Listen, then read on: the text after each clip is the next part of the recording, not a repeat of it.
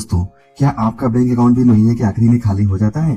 क्या आपको भी हर महीने सैलरी मिलने के बावजूद महीने के आखिरी में कभी कभी अपने दोस्तों से उधार लेना पड़ता है? दोस्तों, ये सिर्फ आपकी और कुछ लोगों की प्रॉब्लम नहीं है, बल्कि नौकरी करने वाले 100 में से 90 यानी लगभग 90% लोगों को हर महीने सैलरी मिलने के बावजूद महीने के अंत में उन्हें पैसे की प्रॉब्लम, लगभग खाली बैंक अकाउंट और खाली पर्स की समस्या बनी ही रहती है। महीने की शुरुआत में सैलरी मिलने के बाद पैसे आ जाते हैं और कुछ दिन तक सब कुछ ठीक रहता है, और जैसे जैसे दिन निकलते हैं और महीने के आखिरी 10 दिन बचते हैं, तब तक लगभग सारे पैसे खर्च हो चुके होते हैं और थोड़े पैसे जो बचत के नाम पर किसी बैंक में रखा हुआ होता है, उसे भी महीने के अंत में खर्च कर ही दिया जाता है। और इस तरह अगली सैलरी मिलने से पहले हमारा पूरा बैंक अकाउंट लगभग खाली सा हो जाता है। दोस्तों, आपको क्या लगता है ऐसा क्यों होता है? क्या आपको ऐसा लगता है कि आपकी इनकम कम है, शायद इसलिए पैसे की प्रॉब्लम हो रही है? तो इसका जवाब है नहीं, कम इनकम होना प्रॉब्लम नहीं है, बल्कि पैसे को सही तरह से खर्च नहीं करना और पैसे को सही तरह से मैनेज नहीं कर पाना ही हमारी असली प्रॉब्लम है। जैसे मान लीजिए, राम और श्याम दो दोस्त हैं। राम की सैलरी है 10,000 जबकि श्याम की सैलरी है 50,000। फिर भी ना तो राम के पास पैसे बचते हैं और न ही श्याम के पास। अब इसका मतलब क्या हुआ?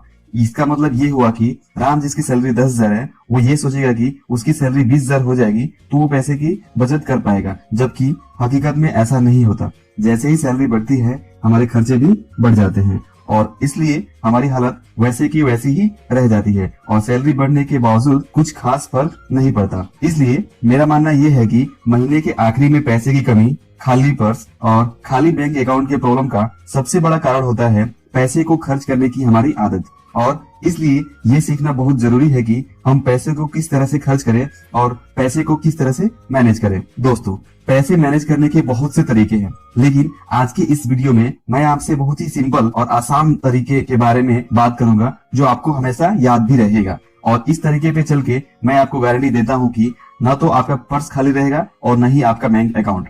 तो दोस्तों, पैसे को खर्च करने और बचत करने के इस तरीके का नाम है 50-30-20 थंब रूल, यानी पैसे को मैनेज करने का 50-30 और 20 का नियम। दोस्तों, पैसे को मैनेज करने के इस नियम 50-30-20 रूल ऑफ थंब के बारे में सबसे पहले हार्वर्ड यूनिवर्सिटी की दिवालिया एक्सपर्ट एलिजाबेथ वारेन और उनकी पुत्री अमेलिया वारेन त्यागी ने अपनी किताब the ultimate life time money plan में बताया हुआ है। दोस्तों, 50-30-20 नियम एक बहुत ही आसान सा नियम है जो कोई भी इंसान अपनी कमाई और खर्च के ऊपर लागू कर सकता है और अपने पैसे की प्रॉब्लम को सॉल्व कर सकता है। इस रूल में 50, 30 और 20 एक अनुपात को दर्शाते हैं जो हमारे इनकम और खर्च के बीच में होना चाहिए। इस नियम के अनुसार अपने इनकम को 50, 30 और 20 के अनुपात में हमें 3 हिस्सों में बांटकर पैसे खर्च करने होते हैं। जैसे टोटल इनकम का 50 यानी 50% हिस्सा बेसिक नीड के ऊपर खर्च होना चाहिए, जबकि इनकम का 30 यानी 30% हिस्सा वांट्स और विशेष के ऊपर खर्च होना चाहिए, और हमारे टोटल इनकम का 20 यानी 20% हिस्सा बचत और निवेश पर सबसे पहले अलग किया जाना चाहिए। ध्यान दीजिए, 50-30-20 के इस फॉर्मूले में तीसरे हिस्से को सबसे पहले अलग रखना होता है, यानी जैसे ही सैलरी मिलती है, आप अपनी सुविधा अनुसार कम से कम 10% या अधिकतम अपनी सुविधा अनुसार पैसे आपको बचत के लिए अलग अकाउंट में रख देने चाहिए, जो आप सिर्फ निवेश और फाइनेंशियल गोल्स को पूरा करने के लिए ही इस्तेमाल करेंगे। आप किसी भी हालत में इस 20% का इस्तेमाल नहीं करेंगे, बल्कि इस 20% को बचत करके अलग रखेंगे। आइए 50, 30 और 20 के इस थंब रूल के बारे में थोड़ा और डिटेल में बात करते हैं कि ये 50, 30 और 20 का नियम कैसे काम करता है। दोस्तों, हर इंसान के पास 3 तरह के खर्चे होते हैं। पहला बेसिक नीड्स, जिसमें रोटी, कपड़ा और मकान से संबंधित खर्च शामिल होता है, और दूसरा इच्छाएं या जरूरतें, जिसे हम वांट या विशेष भी कह सकते हैं, जिसमें मनोरंजन, नए मोबाइल, टीवी, फर्नीचर, फैशनेबल कपड़े, घर की सजावट और कुछ विलासिता वाले खर्चे भी आ जाते हैं। और तीसरा होता है पैसों की बचत और निवेश करने की जरूरत को पूरा करता है। दोस्त, 50, 30 और 20 का नियम बिल्कुल आसान और स्पष्ट शब्दों में हमें यही बताता है कि हमें इन 3 तरह के खर्चों में किस तरह के खर्चे में कितने रुपए खर्च करने चाहिए। दोस्तों, जैसा हमने पहले देखा, इस नियम के अनुसार हमें अपने टोटल इनकम से 50% हिस्सा यानी अपने बुनियादी जरूरतों यानी बेसिक नीड्स के लिए खर्च करना चाहिए। अब सवाल ये है कि बेसिक नीड्स को सही तरह से कैसे समझा जाए? तो जवाब होगा, बेसिक नीड यानी वे खर्चे जो हमें एक नॉर्मल लाइफ जीने के लिए अनिवार्य रूप से करने होते हैं, जैसे घर का राशन, घर का किराया या ईएमआई, लाइट बिल, पानी बिल, फोन बिल, मेडिकल दवाएं, या अगर किसी तरह का लोन है तो उसकी ईएमआई, बच्चे की स्कूल फीस, आपके ऑफिस आने जाने का खर्च और अन्य खर्चे जो आपको हर महीने कैसे भी करने ही होते हैं, ऐसे खर्चे जिसे आप रोक ही नहीं सकते। इस तरह के खर्चे को हम बेसिक नीड्स कहते हैं और अपनी इनकम का कुल 50% हिस्सा इस बेसिक नीड्स में खर्च होना चाहिए। और इनकम का दूसरा हिस्सा यानी 30% हिस्सा हमारी वांट या विशेष पर खर्च किया जाना चाहिए। अब सवाल है वांट या विशेष का क्या मतलब है। तो दोस्तों वांट या विशेष ऐसे खर्चे होते हैं जो आपके लिए अनिवार्य नहीं होते हैं। आप इस तरह के खर्चे करें या ना करें कुछ ज्यादा फर्क नहीं पड़ता है। वांट या विशेष पर अक्सर लोग अपनी सोशल स्टेटस को बढ़ा चढ़ाकर दिखाने के लिए खर्च करते हैं। यही वो खर्च है जहां लोग शो ऑफ भी करते हैं और खूब पार्टी भी करते हैं। आपको याद रखना है कि इस तरह के वांट और विशेष के खर्चे पे अपनी कमाई का 30% से ज्यादा खर्च नहीं करना है। वांट या विशेष के कुछ एग्जाम्पल की बात की जाए तो इसमें जो खर्चे शामिल होते हैं वे हैं अखबार बिल, टीवी बिल, घर का सामान, नया टीवी, फर्नीचर, नया मोबाइल, नए कपड़े और होटल का खाना, घूमने जाना, मूवी देखने जाना, किचन के लिए सामान या पिकनिक और पार्टी और अन्य चीजें। और 50, 30 और 20 नियम का आखिरी हिस्सा जो कहता है कि हमें अपनी इनकम का 20% हिस्सा बचत और निवेश के लिए अलग रखना चाहिए। दोस्तों इस नियम के अनुसार 20% भले ही तीसरे स्थान पर है, लेकिन आपको ये तीसरे हिस्से का काम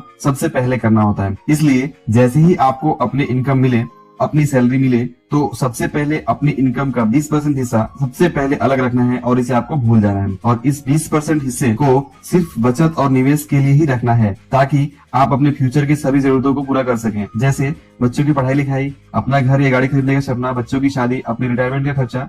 ध्यान दीजिए, आपको अपनी इनकम का 20% हिस्सा सबसे पहले अलग इसलिए भी रखना होता है ताकि आप अपने भविष्य में लगने वाले सभी बड़े खर्चों को पूरा कर सके बचत और निवेश के माध्यम से। इसके अलावा किसी तरह की मेडिकल इमरजेंसी, जॉब लॉस आदि के लिए भी पैसों की बचत करनी जरूरी होती है। साथ ही किसी तरह का कर्ज होने पर इस हिस्से में सबसे पहले आपको कर्ज चुकाने का प्लान करना चाहिए। और इसलिए इस 50, 30, 20 के नियम में वांट या विशेष के हिस्से में आपको सबसे कम खर्च करना चाहिए। दोस्तों ध्यान दीजिए, हम सभी की आर्थिक परिस्थितियां बिल्कुल अलग अलग हैं और हमारा इनकम भी अलग अलग है। कोई 10,000 कमाता है तो कोई 20, कोई 30, कोई 50 या उससे भी ज्यादा। और ऐसे में कोई एक नियम सभी के ऊपर लागू नहीं हो सकता। इसलिए जरूरी नहीं कि 50, 30 और 20 का थंब रूल आपके लिए बेस्ट हो, लेकिन आप इसे पैसे मैनेज करने के एक तरीके के रूप में इस्तेमाल कर सकते हैं। और आप चाहे तो इसमें कुछ चेंजेस भी कर सकते हैं। आप चाहे तो 60, 20 और 20 का रूल अपना सकते हैं। आप चाहे तो 40, 40 और 20 का रूल अपना सकते हैं। दोस्तों इस वीडियो का मकसद ये है कि आपको एक आइडिया मिल जाए कि इस तरह के अनुपात में अपने खर्चों को बांटकर पैसे खर्च करने से हम लोगों का बैंक अकाउंट कभी भी खाली नहीं रहेगा और खाली पर्स और महीने के आखिरी में पैसे की समस्या से हम बच सकते हैं। और अगर इस वीडियो के मैसेज को हम सम अप करें तो इसका मैसेज ये होगा कि पैसे को सही तरह से मैनेज करने के लिए 50, 30 और 20 का रूल ये बताता है कि हमें अपने बेसिक नीड के ऊपर सबसे पहले ध्यान देना है और 50% के आसपास तक खर्च करना है। इसके बाद 20% हमें सेविंग के लिए सबसे पहले अलग रखना है और बचे हुए पैसों को हमें अपने वांट या विशेष के ऊपर इस्तेमाल करना है। दोस्तों आशा करता हूँ कि इस वीडियो में आपको अपनी मेहनत की कमाई के पैसे को सही ढंग से मैनेज करने के लिए कुछ जरूरी लाभ मिला होगा। और अगर ये वीडियो अच्छा लगा तो इसे लाइक करें और वीडियो के बारे में अपने सवाल या विचार को जरूर कमेंट में लिखिए।